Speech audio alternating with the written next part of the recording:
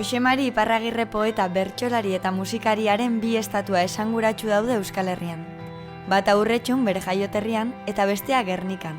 Berak sortu baitzuen Gernikako arbolari eskainitako kantu ezaguna.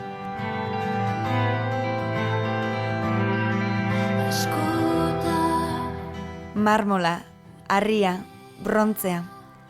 Material iraunkor eta gogorren alboan elkartu gara, ezurraragizko gizon baten bizitza zaritzeko, bere jaiotzatik 200 urte igaro diren honetan. Urretxun Maialen Akizurekin, eta honintza enbeitarekin Gernikan. Gaur egun Gernikaren nukleoa edo Gernikaren bidegurutze printzipala den leku horretan, gizon bat ikusten dugu, brontzesko gizon bat bere gitarra eskuan duela, eta hortik pasatzen den jende askok ez du jakingo norden ere, eta beste askok jakingo dute Gernikako arbolaren bertsoak idatzi zituen gizona dela, eta oso gutxi izango dira konstiente, bere atzean ze historia dagoen, ez delako bakarrik Ameriketan zehar edo Frantzian zehar ibili zen bohemio baten historia. Azkenean, gerra karlistek markatu zuten, bere bizitza, argi dago, eta seguruenetik kulturari egin zion ekarpena ere, gitarra horrek markatu zuen, ezta? Baina ni beti harritu nau hemen, Gernika inguruan, ni ez naiz zuzenean Gernikarra, baina hemen mugitu izan garen entzat, ekitaldi askotan eta Gernikako arbolaren lehenengo akordeak entzuten direnean, base solemnidade hartzen duen lekuak.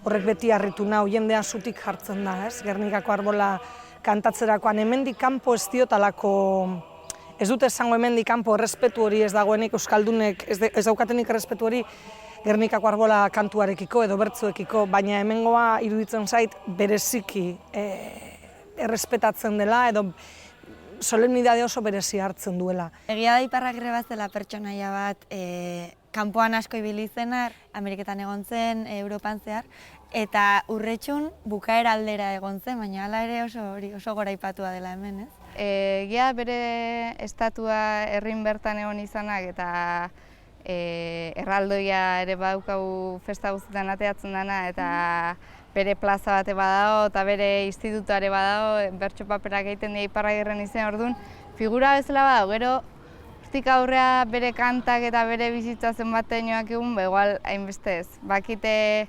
herriko festetan karroza ibilbidea egiten da eta bukaeran kantatzen dugu Gernikako arbola dana batean. Gora Iparragirre eta Urretxuarra batekin, bukauz.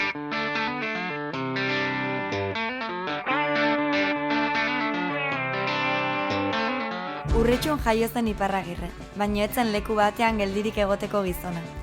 14 urterekin hartu zuen parte lehenengo karlistaldian, eta gerra hura galtzean Frantziara egin zuen ihes. Han garatu zituen bere musikarako doaiak, eta Italia, Suitza, Alemania eta Londresen zehar ibili zen kantuan. Azkenean, 13 urteren ondotik, Euskal Herrira itzultzen utzi zioten arte. Simbolo horrekin gelditzen gara eta horren atzean eskutatzen den guztiak ez diogu hainbeste garrantzi jartzen, ezta? Pertsona horrek esan nahi izan zuena, egin zuena, hartzen dugu interesatzen zaiguna. Nik uste dut pertsonalki ezin dugula Iparragirre deskontestualizatu, eta hor ados nago. Baina baldin eta gai bagara Iparragirre bere garaian irakurtzeko esate baterako, ulertuko genuke zergaitik Euskal Herrira itzuli zenean, zergaitik Hendaian kantatu zuen O Espainia lurro berikan ez da Europa guztian. Baina deskontestualizatzen dugunok gara, hori kritikatzen dugunok, baina gero bada espadan, kalean koruak kantatzen hasten direnean, Euskal Herri lurro berikan ez da Europa guztian kantatzen dute. Zergaitik? Iparragirrek esan zuen O Espainia, Iparragirreren garaian, abertzale asko karlistadetan sartu ziren, eta karlismoa defendatu zuten, garaiko abertzale asko, kontestu hartan, haientzako Euskal Herria 3 probintzi ziren, ez? Orduan, hori kantatu bazuen, onar dezagun hori kantatu zuela, ez da nik Gernikan hori ez da behatu dut, ez dakitzen batekin, ez? Garai horretan Gernikako arbolari kantatzeak ere zergaitik zeukanolako garrantzia, ez da Madrilen kantatu zuen lehenengo aldiz. Euskaldun bat Madrilen Gernikako arbolaren garrantzi kasi sakratua aldarrikatzen, gerra baten ostean, kasu honetan gerra karlistak izan ziren, baina hor badago Euskaldun foruen edo Euskaldun legeen, Euskaldun bizitzeko moduaren izateko reibindikazio bat. Eta hori ere ezin zaio ukatu ez, eta hori gaur egun pentsa zein euskaldun batek Madrilen ia ez aldarrikatzea, baina bueno, Iparragirrek egin zuen, ez?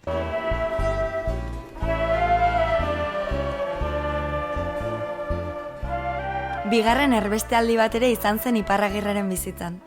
Bere kantuekin euskaldunengan sentimendu biziak pizteagatik bota zuten Euskal Herritik.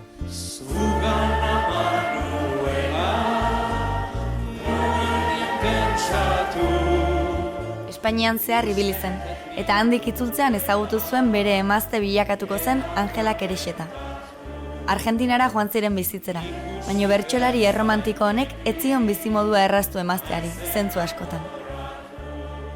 Bauke abesti bat Iparragirre, bi dauzke emakumei dauzkionak bada Manuela delako bat omentzan gozogile tolosar bat edo, eta honek ezezkoa eman omentzion, da, bada periodiko nire titular bat, la mujer que le dijo no a Iparragirre, dolako, garaian Iparragirre izango omentzan, Euskal Herri mailan personaje sonatu bat.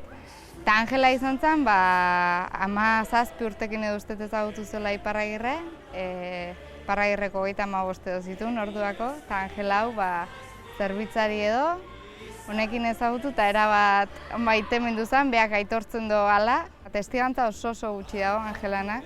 Oso behandu hiltzen emakume bat izan zen, eta 80 urte bueltan ustez.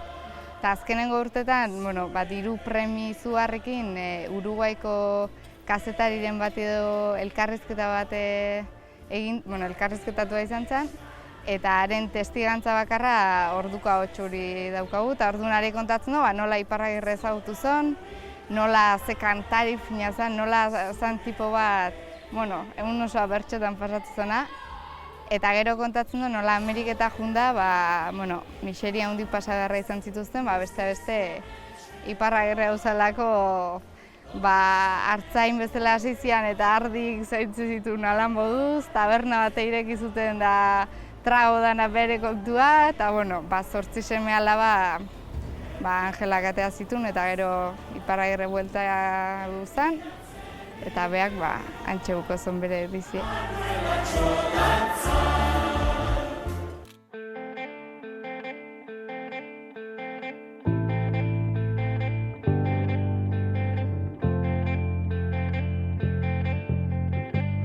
Zalantzan jartzen da ere batzutan, bertsolari den edo ez den. Agian hori da Iparragirrerekin gehien empatizatzen dudan puntua, ezta? Zergaitik ez da Iparragirre bertsolaria bertsotan egiten badu. Gitarrarekin kantatzen duelako, doinu berriak edo kantatzeko modukoak edo ekartzen dituelako garai hartako bertsoaren panoramara. Bakaso gerora beste eztabaida batzuk egon dira, Samuriza bertsolaria den edo ez eztabaidatu egiten zen, zalantzan jartzen zuelako bertsolaria jaio egiten den edo ikasi egiten duen, emakumeok bertsolari garen edo ez eztabaidatu eginda, ezta? Ze plazan egoteko modua, plaza gizona izatea izan delako orduan hor empatizatu nezake Iparragirrerekin, zergaitik etzen bertsolaria izan. Bapatean kantatzen bazuen naiz eta gitarrarekin kantatu, nik ez diote izate hori kenduko Iparragirreri, hor sortzen zaio Senpelarrekin ere, garaiko beste bertsolari batekin, eztabaida hori, ez? Eta Senpelarrek ere esaten dio, ni ez nauzu ibiltzen, kantuz dirua biltzen komediante moduan, baina bertsolariak denok dakigu kantuz biltzen duela dirua, naiz eta gitarrarik ez eraman.